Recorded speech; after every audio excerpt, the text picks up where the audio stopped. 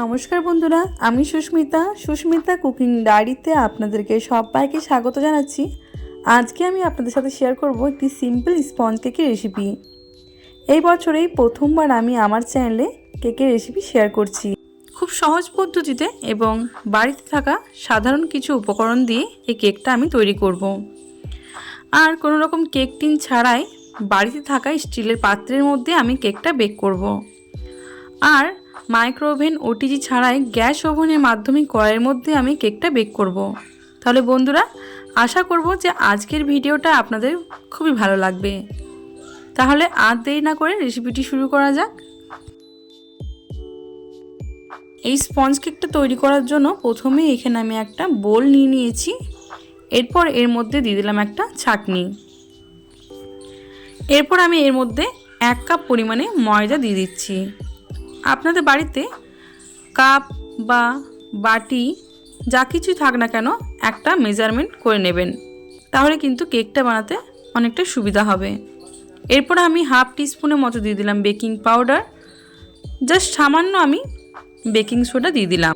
Normal যে চামচগুলো আমরা ব্যবহার করি সেই চামচ মেপে কিন্তু আমি বেকিং পাউডার আর বেকিং সোডাটা দিয়েছি।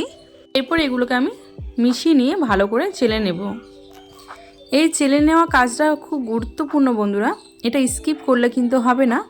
এটা যদি ভালো করে চেলে নেওয়া হয় তাহলে কিন্তু কেকটা আমাদের খুব ভালোভাবে ফুলে উঠবে।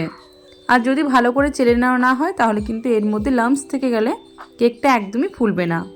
এটা চেলে নেওয়া হয়ে গেছে। এরপর আমি যে কাপের মাপ করে আমি ময়দা নিয়েছিলাম সেই কাপের মাপ করেই নিয়ে নিয়েছি 1/3 কাপ চিনি। মিষ্টিটা আপনারা যে যার মতন ব্যবহার করবেন। এরপর একটা মিক্সিং জার নিয়ে নিলাম। মিক্সিং জারের মধ্যে আমি চিনিটা ঢেলে দিচ্ছি। এই চিনিটা এরপর আমি গুঁড়ো করে নেব। খুব ভালোভাবে মিহি করে এটা গুঁড়ো করতে হবে, যাতে করে এর মধ্যে কোনো দানা ভাব না থাকে। চিনিটা খুব ভালোভাবে আমাদের গুঁড়ো করা হয়ে গেছে। এরপর আমি নিয়ে নিয়েছি 2টো ডিম। ডিম দুটোকে আমি ফাটিয়ে মিক্সিং জারের মধ্যে দিয়ে দিচ্ছি।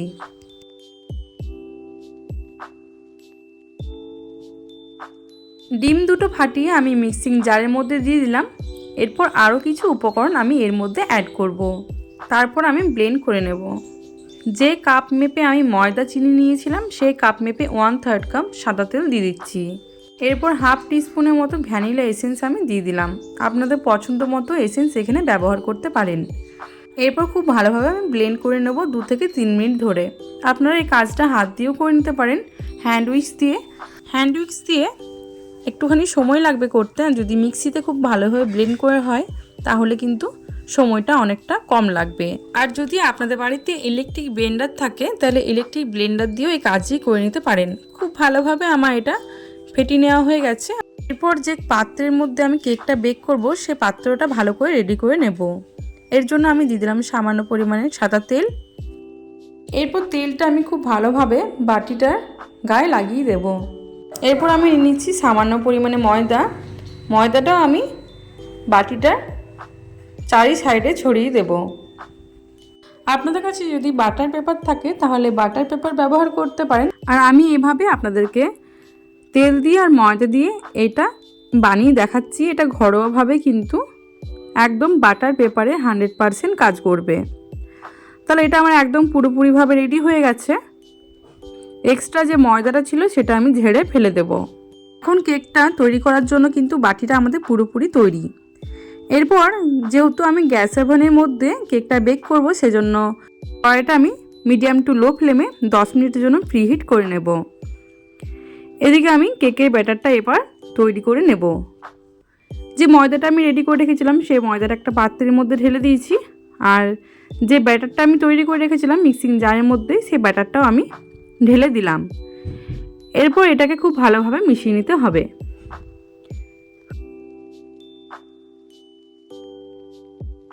এরপর আমি একটা হ্যান্ড উইক্স দিয়ে খুব ভালোভাবে এটাকে মিশিয়ে নিচ্ছি। বন্ধুরা, এটা কিন্তু এই একই রকমভাবে এক সাইডে ঘুরিয়ে কিন্তু মিশিয়ে নিতে হবে। উল্টো সাইড দিকে ঘুরিয়ে কিন্তু মেশালে হবে না, তাহলে কেকটা একদমই ভালো হবে না।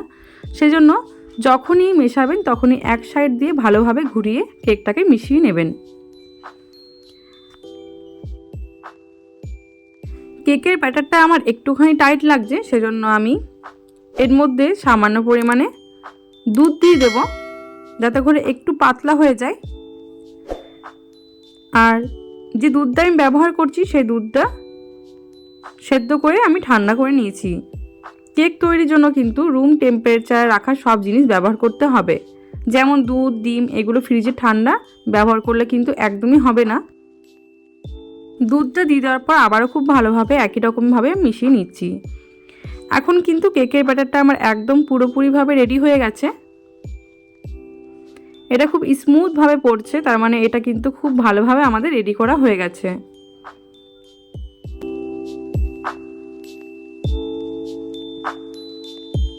এরপর কেকের ব্যাটারটা আমি ঢেলে দেব। যে স্টিলের বাটিটা আমি রেডি করে রেখেছিলাম কেকটা বেক হওয়ার জন্য, সেই স্টিলের বাটির মধ্যে কেকটাকে আমি ঢেলে দিচ্ছি।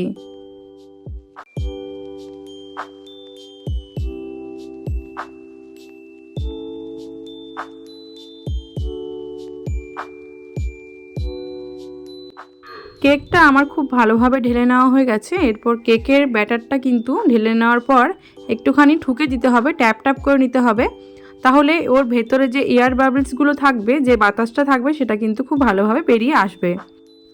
এরপর যে কড়াইটা আমি প্রিহিট করতে দিয়েছিলাম 10 মিনিটের জন্য, সে ঢাকনাটা আমি খুলে নিচ্ছি। এরপর কড়াইয়ের উপরে আমি একটা স্ট্যান্ড উল্টো দিকে করে রেখে দিলাম।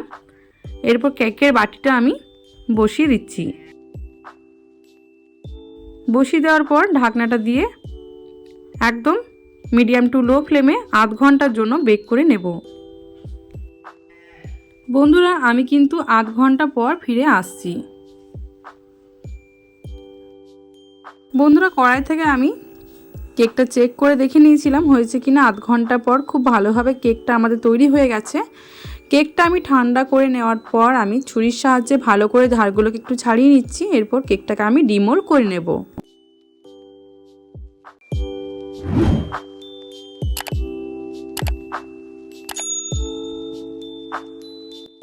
দেখুন বন্ধুরা, কেকটা কতটা পরিমাণে ফুলে উঠেছে আর কতটা স্পঞ্জি হয়েছে আমি আপনাদেরকে কেটে দেখিয়ে দিচ্ছি।